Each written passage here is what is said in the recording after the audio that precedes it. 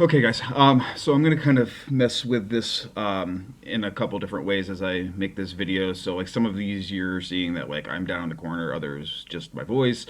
Um, just testing things out, seeing what things look like. So I'm gonna post a couple of these videos that go over some of the content about the New Deal, American interwar year foreign policy, as well as some World War II stuff that we didn't get to cover in class because technically speaking, this could be on your APUSH final or test.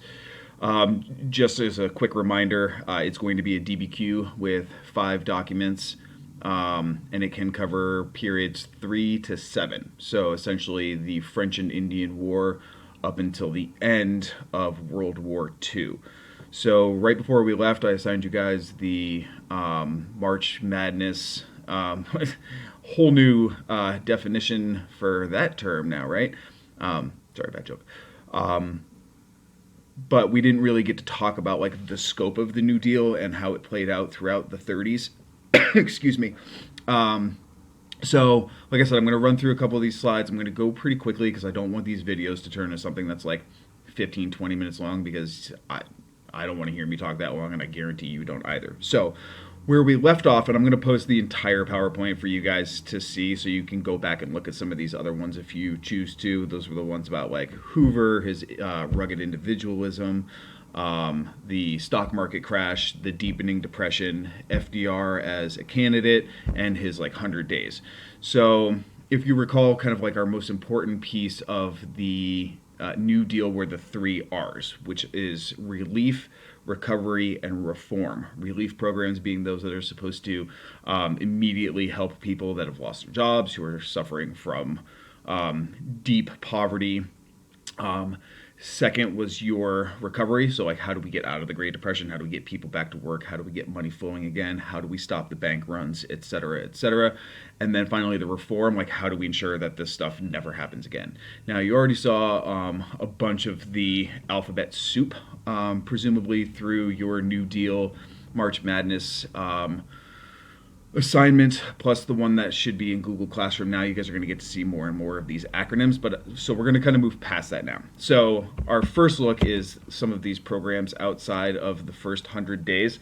The Civil Works Administration, which provided public works jobs at $15 a week to 4 million workers, was essentially just a giant, I don't want to say slush fund because that's a pretty modern connotation to the term, but a giant fund for the federal government to provide states with funds to, one, build civic projects, so much like dams, roads, highways, just electric infrastructure, things like that. And then to guarantee that a minimum wage of $15 a week goes to 4 million workers, which is just a huge program. Wildly popular for some, for the workers, obviously, but not so popular for a lot of people in the federal government or for states that didn't necessarily get as much funding. And you will see that FDR does use this as a way of kind of like Andrew Jackson's old spoil system. So like, oh, you don't want to support me in the election? Well, maybe your state doesn't get quite as much funding as like maybe a more democratic or supportive state might earn or get. Next, you have the Securities and Exchange Commission, which regulates the stock market and restricts the margin buying. You guys remember that? Sorry, I'm like going opposite directions here. I can see myself in the corner. Anyway, and this was the whole point of like not buying stocks on loans, which to us makes perfect sense. But at the time when everybody thought everybody was going to be making money no matter what, maybe it didn't make sense to not buy them on loans. But from this point on, the Securities and Exchange Commission will fairly heavily regulate the stock market, although we will see in like the 80s and 90s and 2000s and 20 teens that it doesn't have much in the way of teeth. And people will continue to operate within the stock exchange in pretty risky ways. So the second New Deal, this is kind of really focusing on the relief and reform piece of it. So recovery is not happening. It's it's really strange. So when we assess like the overall impact of the Great Depression, we really want to look at like, does it actually work? And that's a really complicated answer. And unfortunately, like this was something that we were going to explore in class, but we obviously can't do that anymore. But it's a pretty mixed bag. But by 1935, 1936, as FDR is running for re-election and then gets re-elected, he takes that as kind of like a, hey, people like what I'm doing, so I'm going to keep doing it.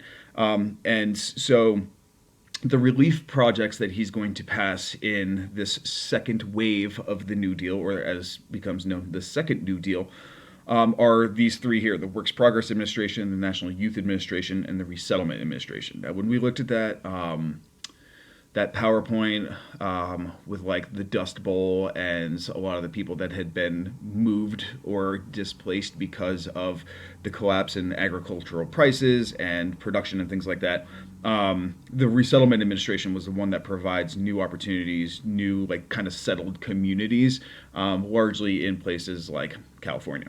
But then reforms, you also have the National Labor Relations Board, which is supposed to be a mediated group of business and political leaders that ensure that workers are getting paid for wages, that disputes don't disrupt the economy in the ways that like we see strikes do, but also to ensure that like politics have a say in labor. It's kind of an interesting one, which really actually, side note, expands the power of the federal government in regards to relation and is eventually found to be unconstitutional.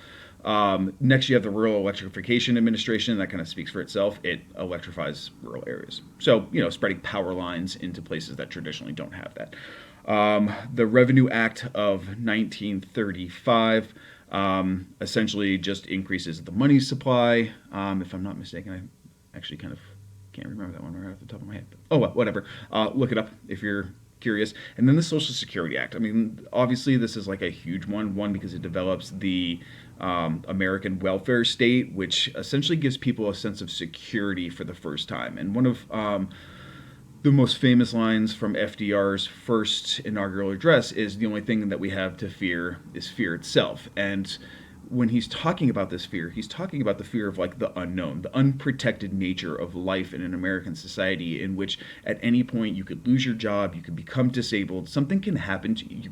You have to retire, you're too old to work anymore, and like you don't have any protections for that. A lot of people rely upon like churches and relief organizations and things like that, but it's so like piecemeal across the United States that a lot of people fall through the cracks, and there is no guarantee of safety or security. And so the Social Security Act, which essentially is a giant contributory pool of money that both employers and employees pay into, that if you were to become disabled or when you retire, you are able to draw upon the contributions that you have made over time in accordance with state and federal regulations to ensure that you actually continue to bring in some money. Now, it's not exactly the amount that you would have made as a employee or as a worker, but it does make sure that you have some money coming in times of like real need. All right, moving a little quicker here. Oh, sorry, I guess I got ahead of myself a little bit. So it provides pensions or retirement money, unemployment insurance, and aid to blind, deaf, disabled, and dependent children. This has actually very much been expanded to include, doesn't even have to be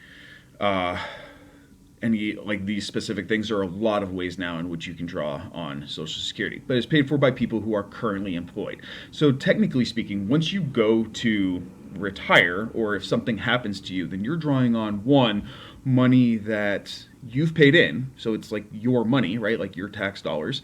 But if you're disabled, then it's like the society's responsibility to take care of you. And some people love this idea that like society works together to ensure that like the most vulnerable among us are taken care of, and others view it as like big government interference in our daily lives and like overtaxation. I'll let you guys decide how you feel about that one. Pictures, so again, ignore all that, ignore that. Okay, so there's obviously some going to be some real pushback on FDR's New Deal, you have the conservative stance. It's socialist, it's communist. Yeah, all those same old dry arguments. In a way, it is socialist, but it's democratic socialist or social democrats, where the government taxes people to take care of society. It is not communist in any way, shape, or form because the money is your money. You just access it later on in life. But obviously, people that are not benefiting from this are going to use these kind of arguments to undermine the goals of it. Then you have deficit financing. So, like, how is the government especially going to pay for like the first wave of Social Security, right? Like, because nobody's paid into it yet, and all of a sudden you're going to now have like millions and millions, and in some cases billions of dollars of requests coming in as people retire through like the natural course of life or like whatever happens. And so you are like, people are going to be like, how are you going to pay for this? If you want to dig further into this, if this interests you, look up Keynesian economics, this idea of like deficit spending as a economic policy of government. It's actually pretty fascinating. Next, you have increased regulations of business, which means like if businesses are going to be paying into the Social Security system and they're going to be protected under this, then the government is going to have expanded ability to regulate how those people run their businesses.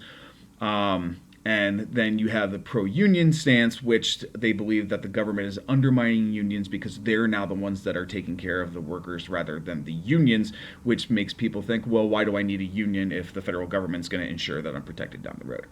And then you have the American Liberty League, whose purpose is to stop the New Deal. So you have three really prominent individual opponents of FDR. First, his father, Charles Coughlin. This dude's such a tool. He becomes wildly popular through radio broadcasts. He's obviously, like it says here, very anti-Semitic and radical, but like because he becomes so popular, like FDR is kind of like, oh, hey, buddy, how's it going? But then he kind of takes it too far and he starts becoming like overly familiar with FDR. He just like stops by unannounced at the Oval Office and is like, hey, how's it going? You want to like hang out? He gets kind of weird about it. And so when FDR eventually shuns him, he becomes like a fierce critic of FDR and uses his radio platform as a way of bashing the FDR administration. Next, you have Dr. Francis Townsend, who doesn't believe, he would be like our modern Bernie Sanders, if you will. He doesn't believe that the New Deal or the Social Security Act really go far enough. And then finally, you have Senator Huey Long from Louisiana. This dude is a gem. Check him out sometime if you're interested.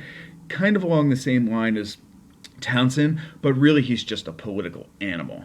He has White House ambitions, and he is going to play. He's more of this like demagogue slash populist who's going to speak to like the pains and the needs of the common people, but more for like political gain rather than like what's best for them.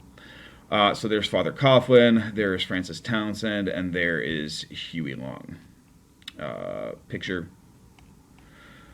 So as you'll see in some of the posts that you're going to see on Google Classroom from your classmates about the New Deals, a lot of these, unfortunately, programs are ruled unconstitutional. It's an older interpretation of like interstate commerce or the power and scope of the federal government, but it's really going to piss off FDR.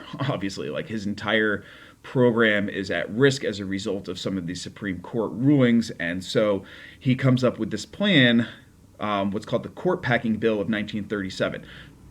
Real quick aside, technically, in the United States Constitution, there is no set number of Supreme Court justices, and it is varied over time from anywhere from 7 to, I think, 11 is the most that's ever been on there. But his idea is, because Congress is allowed to add new seats to the Supreme Court, is to have Congress back him and add new seats so that he can add more liberal justices and push out justices that are over 70. It becomes wildly unpopular. He's already starting to lose some of the support in the Senate, especially amongst the Southern Democrats, because they're super racist and hate big government. But it's going to really kind of mark the beginning of the end of the New Deal and FDR's like stranglehold on the Senate and House of Representatives. They're going to start pushing back against him in a big way as a result of this court packing bill, which obviously doesn't pass.